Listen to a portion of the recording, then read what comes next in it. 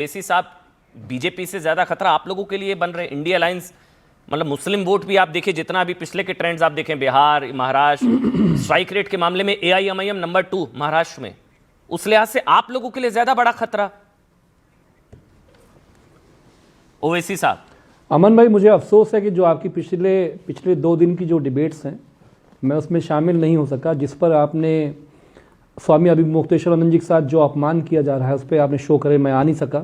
मैं आना चाहता था, मैं आपके शो में आना चाहता था, जिसमें आपने दिखाया कि मणिकर्णिका घाट में, वाराणसी में 150 मंदिरों को किसी नए ज़माने का कोई शहंशाह आया है, उसने एक एक करके मंदिरें वाराणसी में तोड़ी हैं। जिस कार्यक्रम आपने किया था मैं उसमें शामिल नहीं हुआ। आप आए थे सर, आप मिस भूल रहे हैं, आप आए थे आप सर, अमीक भाई आप आए थे, मैं नेक्स्ट टाइम आप आए थे, नहीं शामिल होना चाहूंगा। अरे आप शामिल हुए थे। और अमीक भाई 1 मिनट मुझे भी 30 सेकंड दीजिए आपकी इजाजत से। आप आए थे अमीक भाई, आपको याद नहीं आप आए थे? और फिर जब अभिमुक्तेश्वरानंदा पर आप लोगों ने लाठियां चलाई थी, वो मैंने विजुअल चलाए, तो आप डिबेट छोड़कर चले गए थे। आप आए थे अभिमुक्तेश्वरानंदा पर जो लाठियां वगैरह चलाई थी ना आप लोगों ने, वो मैंने तस्वीरें चलाई, तो आप डिबेट छोड़कर चले गए थे। अब याद आया आपको सर?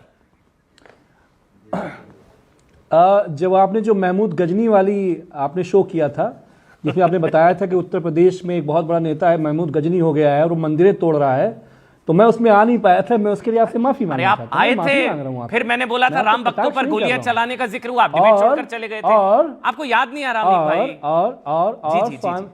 और स्वामी अभिमुक्तेश्वरानंद जी ने कहा था कि मैंने और मेरे गुरु ने आदरणीय अखिलेश जी को माफ कर दिया था। वो जो आपने विजुअल चलाया था उसमें भी मैं नहीं आ पाया, फिर आप चले क्यों गए थे भाई?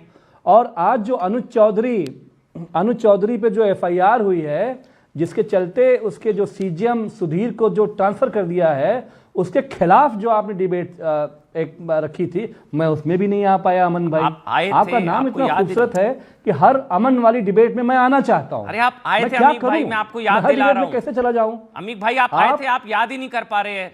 जैसे मैंने विजुअल चलाए थे, उन पर जो लाठी चार्ज हुआ था अभिमुक्तेश्वरानंदा पर, अखिलेश जी ने करवाया था, तो आप गुस्सा हो गए थे, आप चले गए थे डिबेट छोड़कर सर।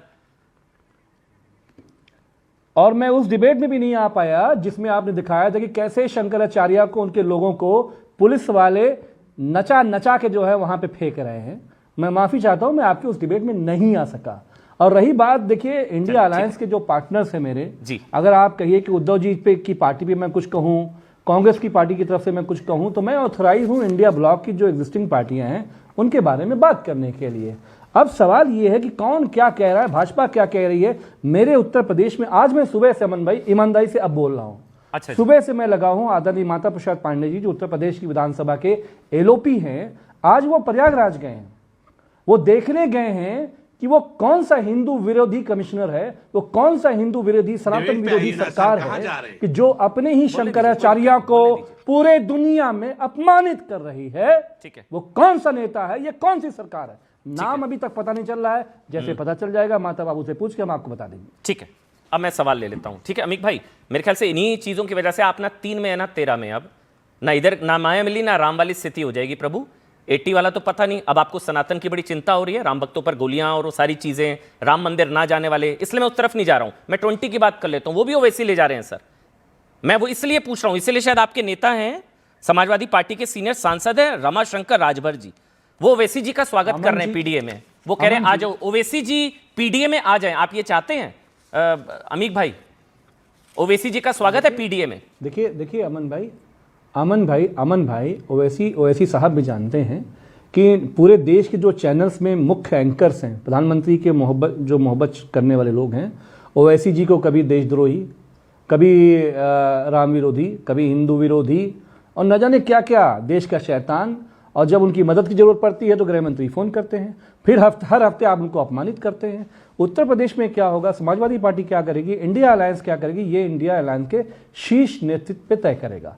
रही बात उत्तर प्रदेश में पिछड़ों की, दलितों की, कुर्मी की, कुशवाहा की, राजभर की, मुसलमान की, आपको तो मालूम है अमन भाई, 2024 में हम लोग भारतीय जनता पार्टी की हवा निकाल चुके हैं। कुर्मी समाज का जो पूरी ताकत आदरणीय अखिलेश यादव जी को मिली, आप सोचिए भाजपा डर गई आदरणीय अखिलेश यादव जी से। कुर्मी प्रदेश अध्यक्ष लाना पड़ा अमन भाई, सपा नचा रही है भारतीय जनता पार्टी को। अपनी पिच पे हम नचा रहे हैं और भाजपा नाच रही है।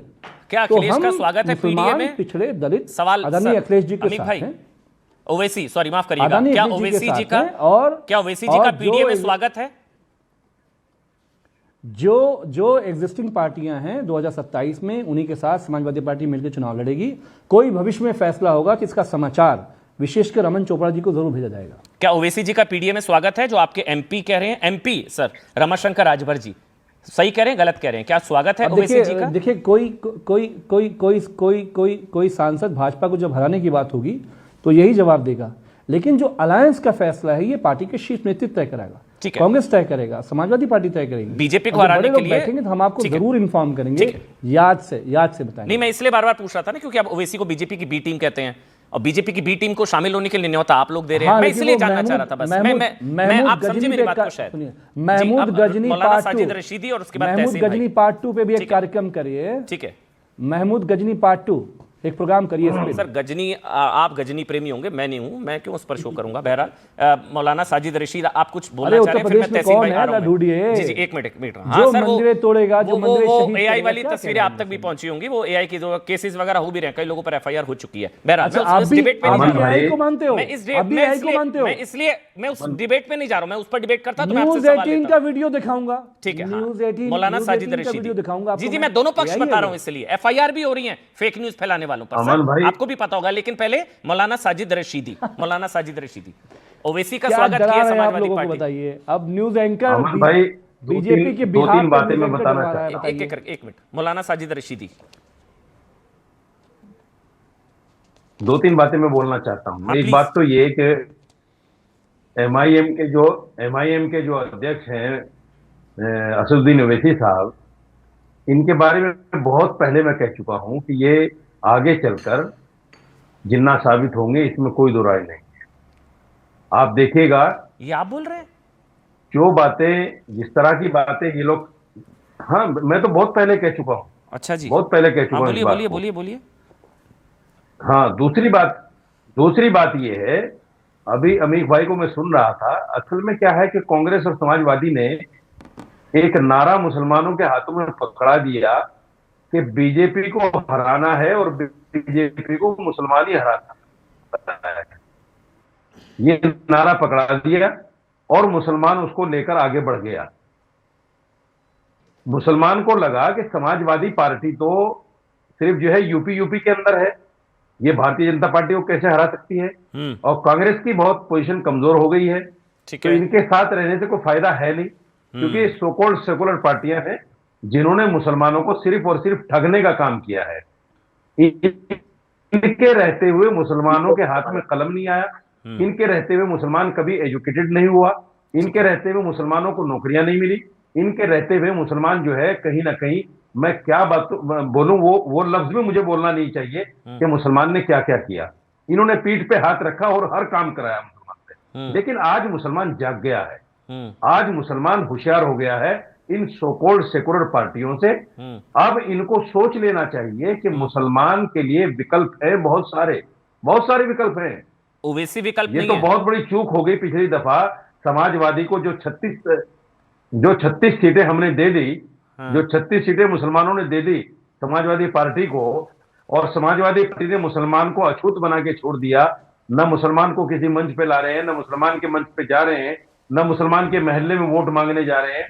ये समझते हैं कि ये तो हमारा बंधुआ मजदूर है, और ऊपर से अब तो इन बातों से सनातन इन प्रेमी हो पार्टियों गए को हैं। बाहर निकलना पड़ेगा। जी, अमीर भाई कुछ कहना चाहते ऊपर से, हैं? हाँ, मेरे को ऊपर तो से कुछ कहने की वो भी हो गया, मुझे तो कुछ कहने की जरूरत ही नहीं है। एक मिनट, आपने सुना पूरी मौलाना कर लूं। साजिद रशीदी, मैं पूरी कर लूं। मुसलमानों, अच्छा आप कंप्लीट कर लीजिए मैं पूरी कर लूं मौलाना अपनी साहब, बात। कंप्लीट। हाँ, प्लीज मैं पूरी कर लूं। हाँ, बोलिए फिर तहसीन मैं भाई पूरी आ रहा कर हूं। लूं। हाँ, बोलिए शादाब आ रहा हूं। अब सनातन का ढोंग भी जब ये उस वक्त करने लगे जब हिंदू समझ गया कि भाई सनातनी कौन, कब, कहां और कैसे समझा जाएगा। अब ये उसका ढोंग करने लगे, तो हिंदू भी समझ गया उस चीज को। ठीक है, अब वही बात हो गई कि सांप के मुंह में छुचुंदर आ गई, ना निगल सकता है ना उगल सकता है। चलिए अब अमीर को बोलने मुसलमान देते की हैं। तरफ जाए, अब अमीर